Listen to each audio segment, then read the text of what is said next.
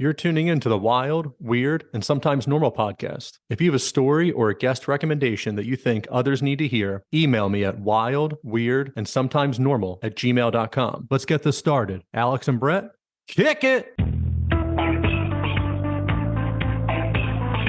Wild. Wild. Weird. And sometimes wild. Weird. Wild. Weird. Wild. Weird. Wild. Weird. And sometimes normal. On this episode, I'm joined by artist Amin Amat. Amin has created a graphic novel called The Road to, Volume 1, and is raising funds through Kickstarter. He takes a new spin on a classic tale, The Wizard of Oz. In Amin's adaptation of the Oz world, Dorothy is back in Kansas, the wizard has moved on, the Scarecrow is the mayor, and the winged monkeys have made their way to Kansas and are out for revenge. Amin is an amazing illustrator, as you can see on the Kickstarter page. In addition to discussing his project, we cover his fond memories of snow in New York City and spending the day in comic shops. It's easy to do that when you currently reside in Puerto Rico. The dedication of time and space to appropriately fulfill creativity. How after a certain point the characters you create take on a life of their own and almost dictate the story to you. And because I need to get weird during a show, I get Amin's thoughts on created characters actually taking on a life of their own. That conversation leads down the yellow brick road of string theory. Amin was a great guest and he has a cool project. If you're interested in helping the Kickstarter, check the show notes for a link. Give Amin a follow and let him know you heard him on Wild and Weird. Enjoy the show.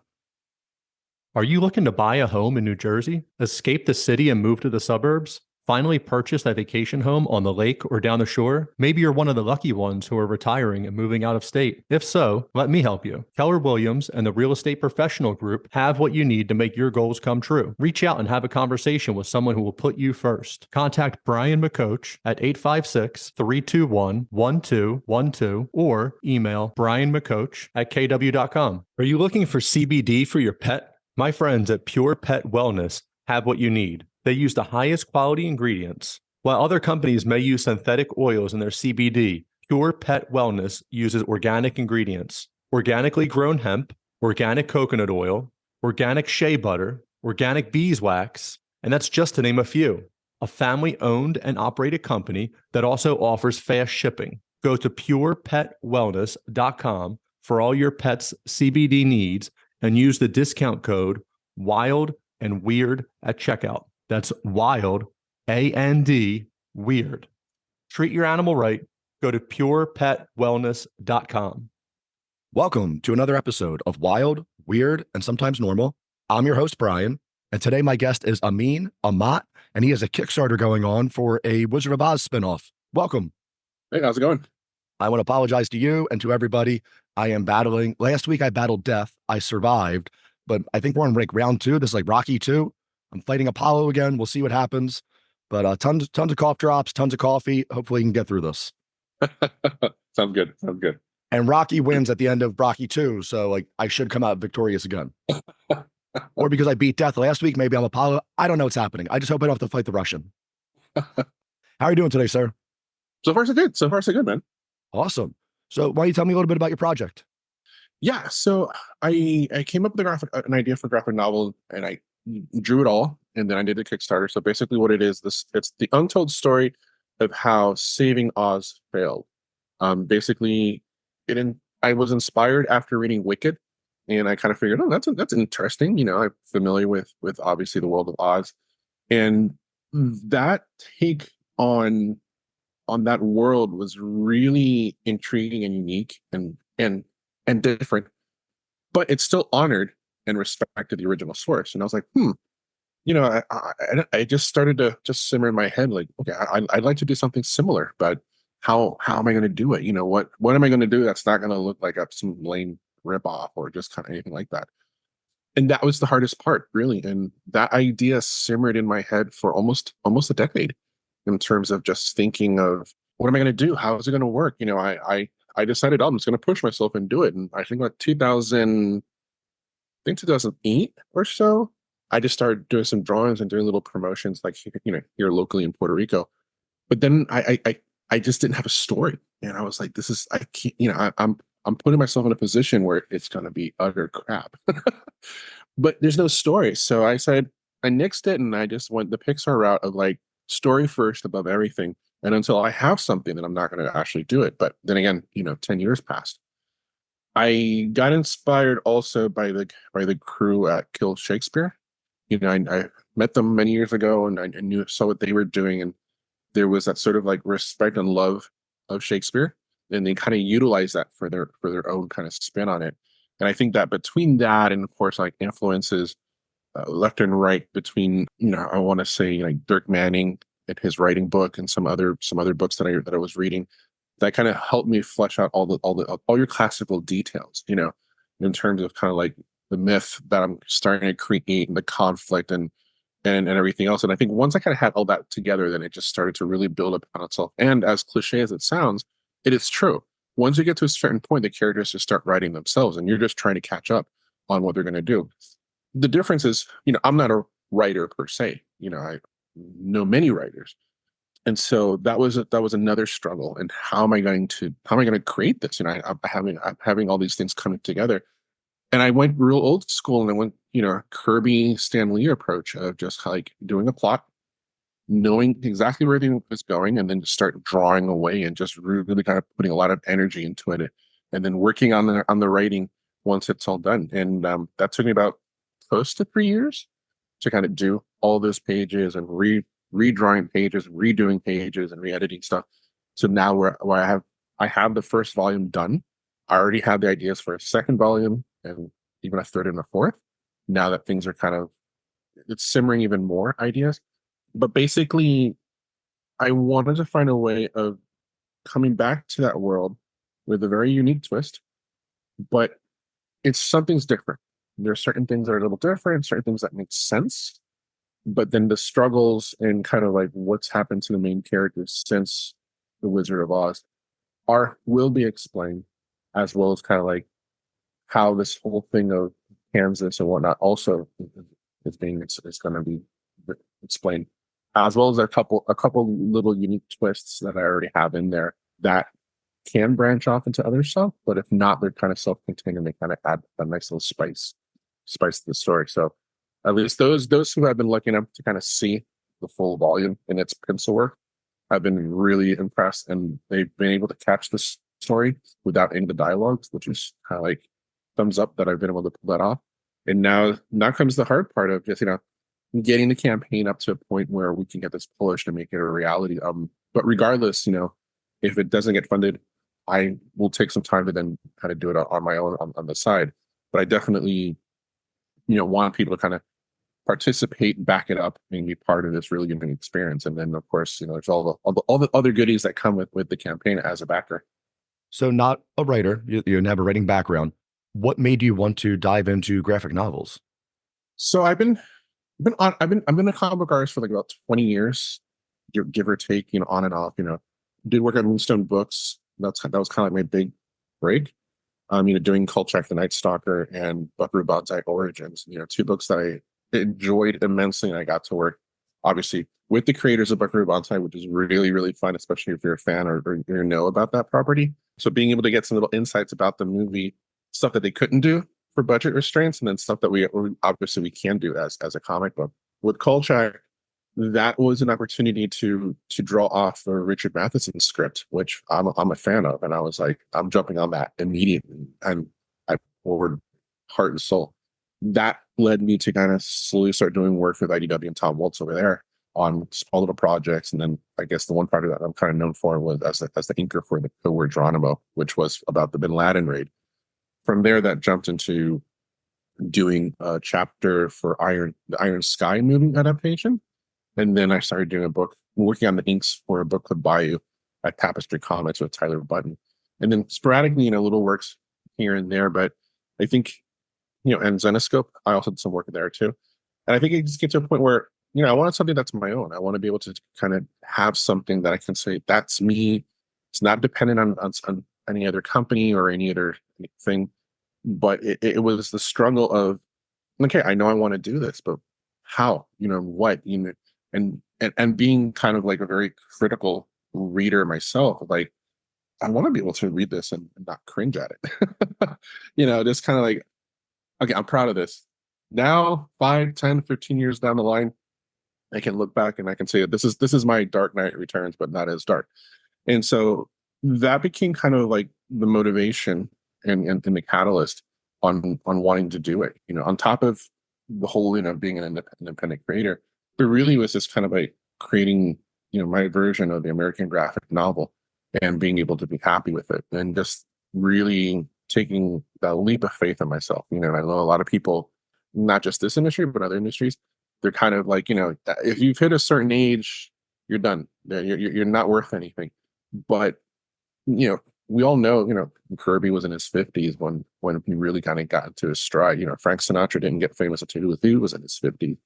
And a lot of people, I'm a big film buff, and so a lot of great cinematographers really didn't hit their stride until they were, past their 40s. So I really utilized that as kind of like inspiration of like, it's never too late. It's just a matter of constantly challenge myself and pushing myself and always practicing regardless and getting to a point where the work doesn't look or feel dated because I'm constantly pushing myself to do something unique with it and not be repetitive. And I think that's kind of helped me in the long run. Did you say there was a comic or a graphic novel on the Bin Laden raid? Geronimo, is that what you said? Yeah, it was called Covert Geronimo. I believe that came out in 2012, I think, around there at that time. Yeah, that was a big deal at that moment. I think we were celebrating. It was close to I think the anniversary of that. Yeah, and that book went in and within and out of like the military network. That became a really big hit, because you don't have a lot of those type of stories out there. And so we worked with Dale Dye, who's actually a military advisor for many films, like Platoon, Saving Private Ryan. So he was part of that project too, kind of helping us. And we wanted to tell the story, but without going super gung ho on it. It was just like the normal story of how things kind of occurred here and there, and kind of be respectful about that, and kind of getting some information. We didn't get everything, but we got really close after the fact when we found out. I think there was a CIA analyst who kind of got a copy of the book and it's kind of like, can neither confirm nor deny that you guys did a good job. That's awesome. That's so cool. I had no Yeah, idea that. it was a really unique project, and that kind of got the name out there because it went everywhere like really fast. But as most things, they're only good as the last project you did. So I've always been kind of pushing for new stuff, and I'm hoping that this project will be kind of like the next step up from all that. Yeah, it sounds like you have a great idea. I like the direction you're going. I like that, one, you don't want to give up. You're like, this is ridiculous if people try to put you like in a cage or a ceiling of saying like, hey, this is past your time. We've just covered all the people like Rodney Dangerfield, comedic genius. He was selling siding in his 40s until he got his hit. Like, can you imagine a world without him in it? Like, that's crazy. Exactly. Yeah, it's there's been this thing, and we're also part of it too at one point, where youth culture is great, it's awesome, it's invigorating, but it does get kind of chewed and spewed out once you hit a certain age. I think a lot of people, especially like MTV generation, were noticing that once they hit 21, it's like, no, you're out of here.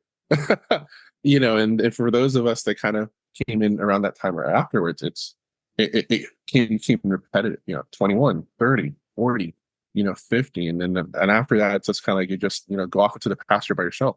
But that's not the case. There's a lot of life experience. And one thing that this journey has taught me, and what helped me a lot with building this world of the road to, was having more life experience and kind of bringing that and putting it into the work to kind of fill in the gaps of certain things. And then that just helped catapult and have the characters kind of go off on their own.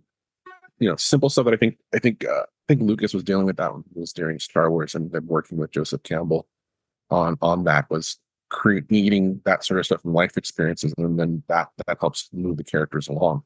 And so yeah, I read all that. Super nerd in that aspect, but it's helped, and it's been paying off. And this project now is going on its own little autopilot in terms of where the world is kind of going. It's almost like I created like a big bang, and now the world is just starting to expand up itself, and I'm just now I want people to kind of come in and take a look at it and be part of it. I don't want to be old man yelling at the clouds, but it does seem that the youth now, and maybe because they're just creating like content, I think it's like a terrible word, but like it's not going to be viewed again in a year, in 5 years or 10 years. Like, oh, hey, pull up that YouTube video of Logan Paul doing whatever. Yeah. And it really, it seems like, what are they going to look back on in 10, 15, 20 years? Like, I still listen to some of the same music that I listened to in high school and college. And, does it still mean the same, whatever it is? No, but kind of takes me back to a place. And then you put on classic rock, and like that was like stuff that like our parents grew up with, and that still holds something. You put on Sinatra, and like that still means something. And just seeing the type of music that's out now, like Taylor Swift, I'm sure she'll be timeless forever. People like that. But like some of the, you can look at like the top Billboard 100, and you're like, I have no idea what any of this stuff is. Listen to some of it, and it's like, how does this connect to the current culture? Except for just like 5 minutes from now, it's gonna be something new. Yep. Yeah. Yeah. It's I think the one thing, having a day job working within a marketing team and startups, which in itself is a whole space-time continuum warp. So 1 month at a startup is about a year anywhere else, and so I was able to really kind of take that opportunity to really analyze that sort of aspect of culture, of how it's really brief, really fast, fat, and digestible in a moment, and then move on to the next thing. The common thread I did find was just keeping something really classic with themes that are present no matter when or what. So with the Road 2, I dove a bit into obviously loneliness, friendship, missing friendship, which is something that's going to be around forever, and also the sense of sacrifice as well as that I dive in there. And that's just on one aspect. On the other aspect, I am diving into themes of resentment and kind of wanting to have credit to be in a certain spot in your life. And that is also touched upon in its own little way. And that's just in this volume. Like I already have for the other volumes, other themes, but that became kind of something as I was building the story, kind of thinking about what are the things that are going to be in there that's universal. That's why we still have love songs today that talk about breaking up. It's there's always a song for every generation, but it's the same thing. And so I just dove, like I said, into my own life experiences and kind of thought about stuff that I had gone through, my friends had gone through, and family, and kind of utilized that to put it in there to give that extra, I guess, layer onto the characters. And that has helped flesh out a lot of the situations and the storyline that I have so far. So yeah, but it's a challenge because you really don't know. But I think that by keep it that way, at least in the long run, it will still be relevant rather than just be something that's one hit wonder. It's funny, we talk about timeless themes, and like they're timeless for a reason, right? And then like you don't really see that now, but just wait till the future when we're on the metaverse. Like there'll be no heartbreak because you can just reset your avatar to the day before, and just like, oh, I didn't mean to say that. I didn't mean to say that. Poor avatar. Like these kids are just gonna be living in happiness forever. Yeah, it'll be. It's funny you mention that because it reminds me a lot of spoiler alert if you haven't seen it. Eternal Sunshine of the Spotless Mind. That aspect of, and anybody can go on wiki and look at this anyway. So, but that aspect of this didn't work out. I am gonna reset myself up to the point before that, and either rework it or just forget it. And that, as cool of a movie as it is, just the whole premise of it is pretty spooky because we get to see in that world the repercussions of that, and not just for the main characters, but even other characters around you that are involved with that. And it's spooky because it's literally like you treating your life like a video game. Not like it. Let's restart. But the problem is that by not having a restart, we are forced to kind of deal with our issues and problems, and in order to move forward. And not that everybody can do it, but it does give you an opportunity to grow, and you have to see it that way. And I know that for some people, it's kind of like, I'm going through a really hard situation, or I don't want to deal with this situation, but you have to. That's how you grow. As an artist, the only way that I could get to a point where I felt confident in wanting to do this project was because I had to face, the struggles of drawing this and drawing that, and how to make it look real enough, but not being so detailed that it takes me a week to do a page. It's more of just enough where I can work it and be confident in what I'm doing, and then constantly studying and kind of pushing myself. I have sketchbooks that are just full of hands, of that I've drawn and then kind of like utilize and out of memory, redraw them and just keep going, keep going, keep going. Which, of course, now that this is on video, now that this is documented, someone's probably going to call like a mental institution and like, but it's the only way. You have to keep doing it and doing it until you get to a point where you're right. Another really big inspiration was I saw that movie Tick Tick Boom on Netflix, which was about Jonathan Larson who created Rent. And if you really listen to the songs, especially like I think the not the last one, but the one before it, where he's talking about where he was doing this song and he kept doing it over and over and over and over again until he felt it was right. That's very true for a lot of the arts and for many things in life. You have to, if you really want it, you have to keep going and going and going and going and being very critical of yourself on what's that level that you want to achieve. And if it's not where you're at, then keep going until you get there. And there is a price to pay for that. But at the same time, that's part of the journey. That's why some things, people will bow out of certain things. It's not too easy. That brings up another conversation also kind of like with the whole, AI and art as well. But that could be another one. AI and art is just crazy. Some of the stuff that's coming out, and I saw Associated Press or somebody was trying to sue because they're like, well, this is like initially our image, and you're creating it. But I'm gonna go back real quick. So you're talking about like the madness and perfection. So like anybody, I encourage you if you have a favorite director or if you have a favorite band that has numerous albums out, go through and try to look at their story of the breaking point, the mental breaking point that they almost hit because this director is a complete asshole of like, no, take 105. Like you did not do it right, to some A-list actor that, a lot of new directors would never say boo to, would be like, oh, no, your first take was great. And just pushing them to the brink. But then you see that beauty in the movie. You just don't appreciate that it was like the 105th take that they're soaking wet in freezing cold water, sob story for these Yeah. millionaires. But still at the same time, it's the beauty in the art. Yeah. And it says a lot about the person too, that they want to achieve that certain level. A lot of people criticize James Cameron, but let's face it, his movies are pretty flawless in terms of just kind of like the art of movie making. Not to say that it's better than someone like Scorsese, for example, but it's two different sides of the spectrum in terms of what they do. And and from a lot of people, with Tobey Maguire on the whole tray scene, that was not CGI. He did that, but that took a long number of takes. But that's dedication. You have to be confident and know that you can do it. It's just you kind of have to work through it to get to that point.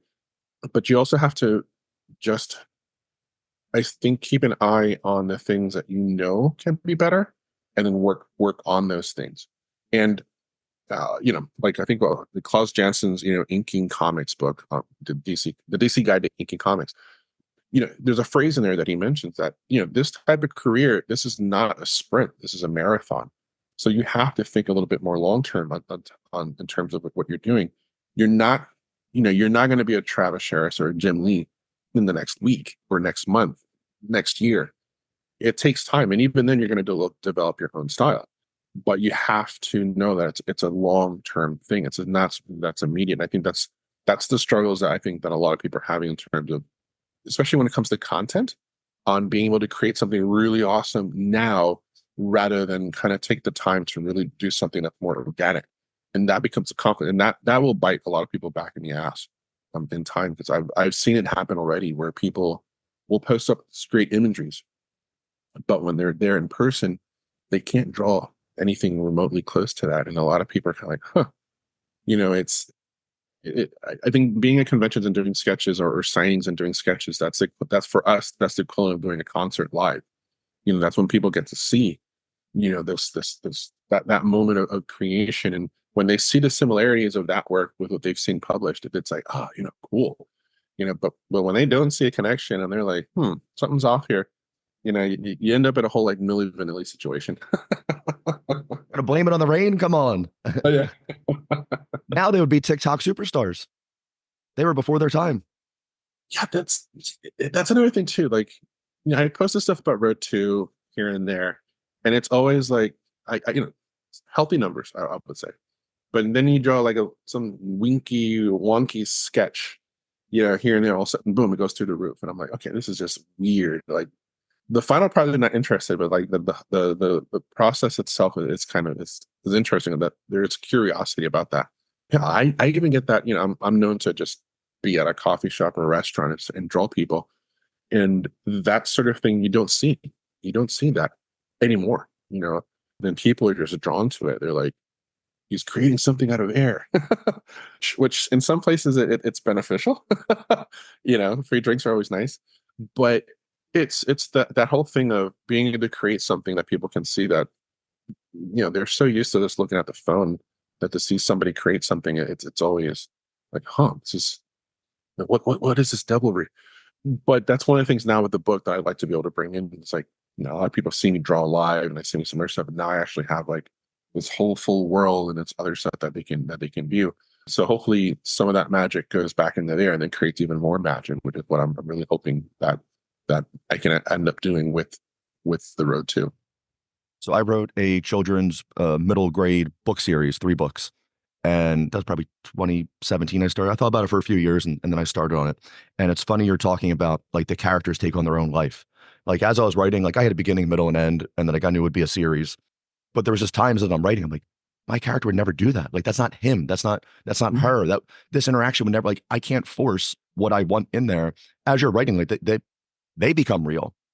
It's really, it's a crazy process. And not that I'm zero anybody at any of this, but like I can't imagine the people who are amazing at this, like just the struggle that you have of like, no, I wanted to go here, and your character just will not let you. You're like, all right, would I rip it up and start over because I want to go here? And it's like, it's crazy. Yeah, no, it's true. It's true. There was, for the longest time, I always read about, obviously being like many people, fascination with Hollywood and how that works. I would always come across how the writers would lock themselves up at some chateau up in the Hollywood Hills for days, and I was always like, why don't they do that? And as I've gotten older, I get it now. You have to be at a spot where you lock out the normal world so you can dive into that world completely, to kind of start bringing the elements on paper. With that, I did that. I think after, I think right before New York Comic Con this year, I was in New York for about a week, just there. And actually, I didn't leave my hotel room for that time, working on some of the ideas here. And I noticed how, sure, I was in New York and whatnot, but just having sort of that seclusion, but still having energy around you, really helped to help flesh out little details that I was trying to work on. I just couldn't. That otherwise, I wouldn't have been able to do it. And I get it. You have to have the space for those type of things to help build the world, and it will get to a point where then the world and the characters will write themselves, and you're just going to be, probably like on the toilet or something, and all of a sudden, right, I gotta write this down, because it happens. It kind of rents a space in your head, and it just keeps going and going and going. I kind of associate it with like how you're tapping into an alternate reality, and at first that connection is really hard to maintain, and you're getting pieces of it.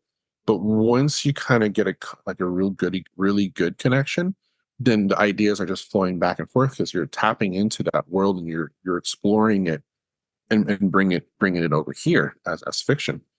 And even those that, let's say like Hellboy, for example, with Mike Mignola, he can tap into that world all the time now, and that's what happens when you're kind of diving into it. Of course, you also have to be considering of, some people get tired of it. They're like, man, I want to move on. I want to do something else. And then other people are just kind of like, no, this world is pretty big. There's still a lot to explore. And that's personal, kind of like discretion of how you want to do that. But the beauty, especially with the Road to, once I kind of established that and respected the original material, it's really been easy for me to kind of keep going on to the other. And I want to explore the other cities that are in that world.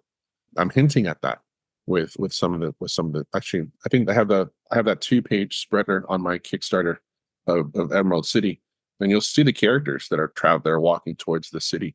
there's a specific design that I created for each one of them, and that's one of the updates I had. I just posted because I was thinking about, okay, people are going to come to Emerald City because this is like the New York City of Oz, but everyone's going to be coming from different regions, so they're not going to be dressing the same. They're going to have certain things that they're going to be a little bit different, and so I thought about that, and I'm already kind of thinking about stuff that could happen in the other cities, especially for like volumes 2 and 3, which I kind of already have a really super rough outline.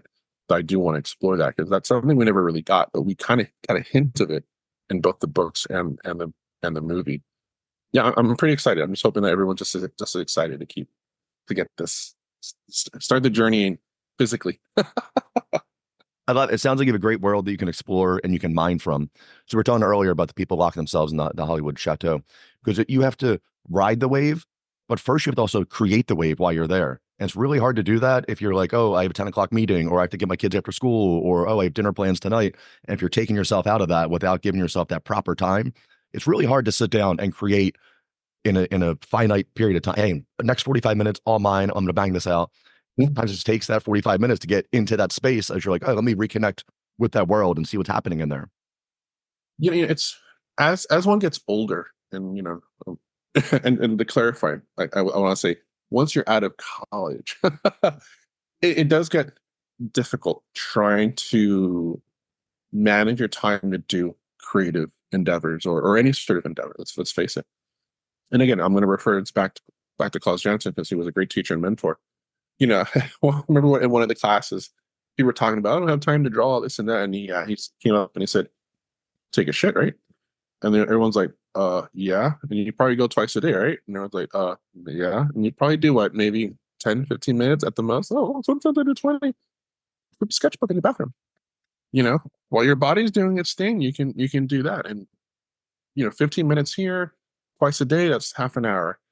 Multiply that by a week, you got yourself at least a couple hours of sketching, working that out.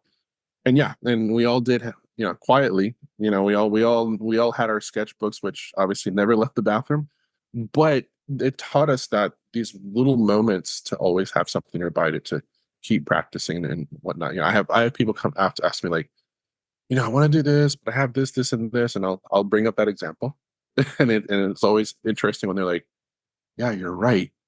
But it's like, and getting off the phone. I think just like making the decision of either the phone or the sketchbook or writing and doing that, and squeezing into time. I keep a sketchbook in my car. I have one usually that I have with me in a bag. So that way, if anything pops up and there's that moment, then I whip it right out, do a fast little sketch. And I make it intentional to carve those little moments in time because sometimes those are the moments that give you the most bang for your buck rather than if you were like, oh, I want to do this drawing, I'm gonna spend 3 hours on it. Sometimes you're 3 hours and you're like, this doesn't look great, but then you did for like 5 minutes actually kicked in better because you know that you have a time constraint, you know exactly what you need to do, and so you filter out all the crap and you go straight for that. Yeah, that's helped me. College, marriage struggles and all that other stuff, of always having something nearby and those little moments doing that. Going to the airport, you gotta wait, start drawing, start sketching, start writing. On the plane, I do that a lot too. And regardless if it's a red eye or not, take some time and taking advantage of that. So there are moments you just have to be willing and aware of taking advantage of that. We're on this earth for a limited amount of time, so let's make the most of it. I am a king at procrastinating. I can waste time like nobody. The phone is the worst invention, and it's great for pictures and Google Maps and be able to if you have to send a text or a phone, like great. I have shit to do, man. Like I have creative stuff that I think about. I have podcast stuff. I have guests I'm reaching out to. I have guests that I want to get. All these things. Put me on Twitter. Put me on Twitter. An hour and a half is gone. The most important stuff in the whole world I am reading. You cannot bother me. I need to tell you what is happening with Russia and Ukraine. I need to tell you about what's happening at the border. I need to tell you what's happening in politics, sports, and I know it all. 10 minutes later, none of that shit means anything. And I did nothing but waste time.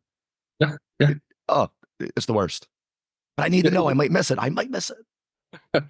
It does become an exercise in self-discipline.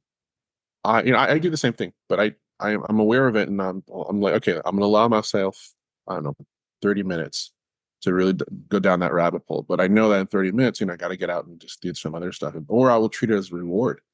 I'll go do and I'll write, or I'll do the plot, or I'll do character designs or pages.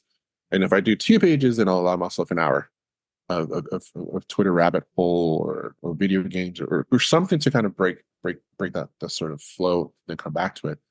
And that has worked out pretty well so far, because it's not that I am drawing really fast to then go over there, but I do know that I will have a break doing this. So that allows me to kind of really open myself out and do all the work I need to do, and then take a breather, and then come back, and not let that breather take over a little bit more time. And then before you know it, you'll get efficient on both things. A friend of mine got me onto Fortnite, and that's just kind of like, I've been using that now, like my little kind of like de-stressor of just going out there doing that. And I only play like maybe 2 games at the most, and then I'm off back again to do what I need to do. But I'm allowing myself to kind of enjoy it, but go back to the things that I need to do, so it's not a total distraction. And so it works out. It's a once you create that habit, then it's fine. And then people are going to ask you, how do you do it? You're doing this, and this, but you're kind of breaking it up into like this whole like work reward sort of relationship.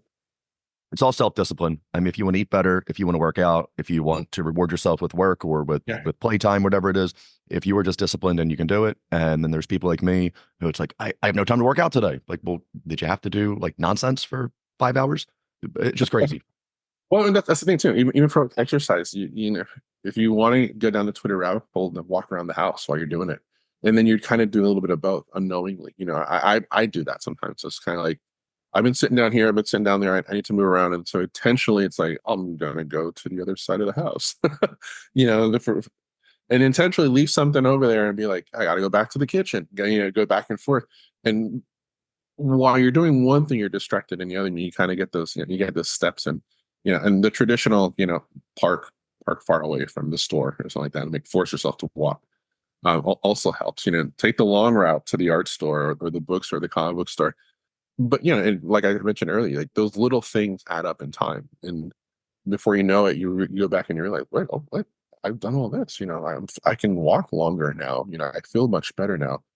For those of us that are geeks, that comes in handy when you go to Comic Cons, the bigger ones too. So, every little bit counts just for that one big event every year.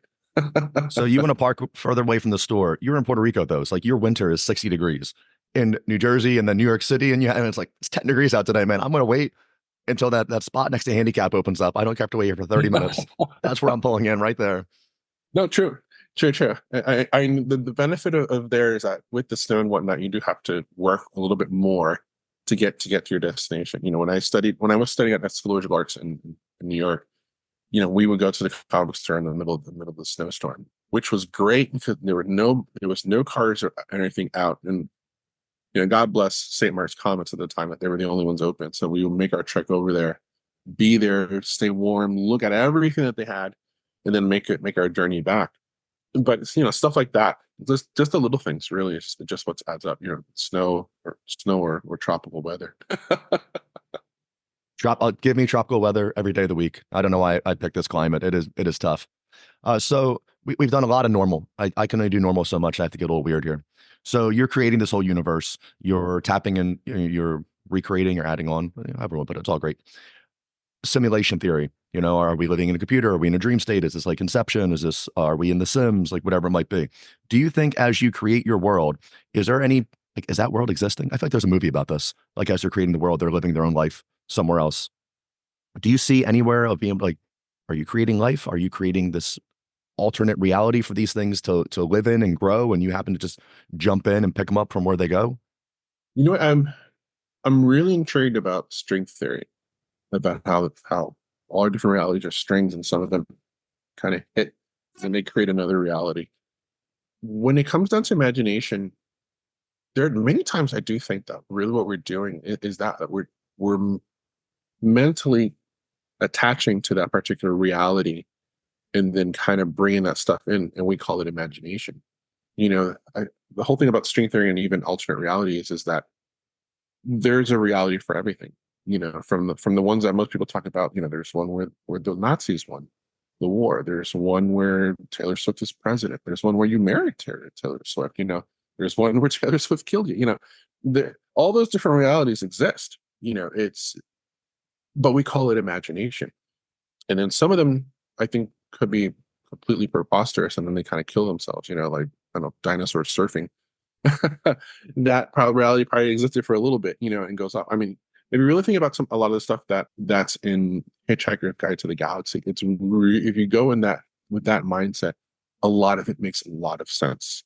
In terms of how this pops up and that pops up, and this whole randomness and craziness of the universe. But I think that's what it really is at the end of the day. Do we kind of create these worlds? Yeah, for sure. But I think some of it could possibly be from some other reality that either exists and we're able to tap into it, or they existed for a brief moment of time, and then we're just capturing those moments and put it on the paper and continue it over here. But I don't discard that entirely, because to tell you that crazier things have happened. I would just like to jump in, and you're saying dinosaurs surfing. There was definitely a T-Rex about to attack a brontosaurus. The asteroid hits, and he ends up on top of a tree as the ocean is just taking him away. And there was a moment of bliss for him before he was incinerated. Of like, this could have been my life. I could have just been a beach bum instead of attacking that poor brontosaurus. Yeah, Just loving catching that wave. yeah. It's funny because you start, and I think that's like with creativity, and you start jumping on these different ideas back and forth. I can imagine that a writer's room for most TV shows or movies are just kind of like string theory at work of those different ideas and clashing with one another, and some form something else which works, and then some just implode. I wouldn't put that. I definitely think that there's a possibility that it did happen in some reality. Frustrated T-Rex, like, damn, I could have been surfing this entire time. Whole time, instead of being mean, me and my short arms. Yeah. They need a reality show of the writer's room. All the stuff that ends up on the floor, like just their crazy ideas, like some Cheers episode where Sam goes and murders everybody, and he's just tired. Norm comes in, and everyone's like, Norm, he's like, nobody says Sam when I walk in, and just goes ballistic. And somebody wrote that at some point, and they were just trying to make each other laugh and threw it off to the side and be like, I need to see that. I need this for. There's not good TV out now, so I don't know who's making weekly shows that I'd be interested in. But so we need a deep dive on somebody who's retired. When it comes to creativity like that, there's so out there. Some of the stuff that ends up on the editing floor is much more interesting than the final product. And even in some cases, some of the fan theories are even better than what the final product is or was. I think the Matrix comes to mind a lot, especially with the sequels, that a lot of the ideas that the fans had was way better than what the movie the sequels became. And that's a shame. But it's also hit and miss, like we discussed earlier. Like you go with your gut and you try and go for something that works and you believe in it, and you're really just hoping that it sticks and that people will enjoy it and you can continue doing it. There was somewhere I read for Star Wars Rogue One, where they steal the plans for the Death Star and it leads up to A New Hope, that they made Star Wars and Saving Private Ryan together. That Rogue One, they screened it, and it was not what people wanted from Star Wars. It has to be like a little less of people blowing up, I guess. I want that. Where is that cut? Where is that copy? That is what I need to see. No, that's true. That's even I think a couple years after the Phantom Menace hit DVD, someone actually made an edit of the Phantom Menace where Anakin is evil from the get go. I've been one where that for me is the equivalent of back in the day of looking for that Dune 4-hour cut. Like I want to see this version of the Phantom Menace because what I saw online was some people that had gotten copies of it, and they're like, oh, it's really good. Like they don't do this whole innocent thing. Like he was a mofo from the beginning. I was like, okay, that's cool. I want to see that. He didn't turn bad. He just grew up. That was it. And yeah, like, nope, that's who he was. Yeah. And it's funny because I think someone had mentioned that the guy who did it, he went off that one poster that had Anakin in his shadow was Darth Vader, and he's kind of like, that's right there, and I was like, that's really cool. Like, I'm dying to see if I can find a copy of it. I'll have to dig one of these smaller cons up in the Midwest or something like that. I'm sure some guy in a corner has it on DVD or something like that. I've got faith you'll find it. I've got faith. So it's funny. I was talking to this guy for another interview, that's coming out, and he doesn't believe in. I mean, but you don't believe in conspiracies or not, but he like poo poos all of them. Lee Harvey Oswald was a lone shooter. All these things that, I mean, as you get further, it's kind of looking back like that's a little hard. Whatever, that's fine. So he believes in nothing. So I was just talking about Buddha. So they have the new Dalai Lama, and whenever he dies, they go and they find a child, and they ask him these questions, and then he's supposed to answer them because he has eternal knowledge, or whatever it is. So I assume they go for more than one child or another. And he's like, yeah, well, maybe, like, I don't think there's like this, when we die, we die. There's no reincarnation. There's none of this. I was like, but at some point they would have messed up and just got a Dalai Lama that was just like a dick. Like some little kid would have just been like, no, you're all going to die and give me all your money. And like, I'm not going to live in poorness and helping other people out. I'm going to live in a palace and screw all you people. So that was kind of funny in that aspect, but just that twist of where's the bad Dalai Lama? Give him to me. I mean, that's the thing about storytelling too. Like, we like to see, there's a stuff that we're familiar with, but then everybody would like to see the opposite side of the spectrum. We all, we'll use Star Wars as an example. When we saw Empire, for example, we really wanted to see Luke go to the dark side and kind of really go just all he really is his father's son. Because it's, when you're used to seeing something, you want to see the opposite of it, just out of curiosity, for the most part. And sometimes it works out, fine. That's where the whole thing of the anti-hero came. For a lot of us growing up watching wrestling, how many times did we not see like Andre the Giant and Hulk Hogan switch sides? Because that was part of the appeal. Like, he's a really good guy, but man, he would really be like the ultimate bad guy. And then and I think that they knew that. They're like, no, this month you're going to be good, and next month something's going to happen, and you're going to go totally bad. And I think that for storytelling, that works out fine as long as you kind of set up the struggle and the reasons for it, rather than just being random about it. That's something I've thought about a lot with this book, especially with the winged monkeys, which even just from the imagery that I've shared, there's something different about them.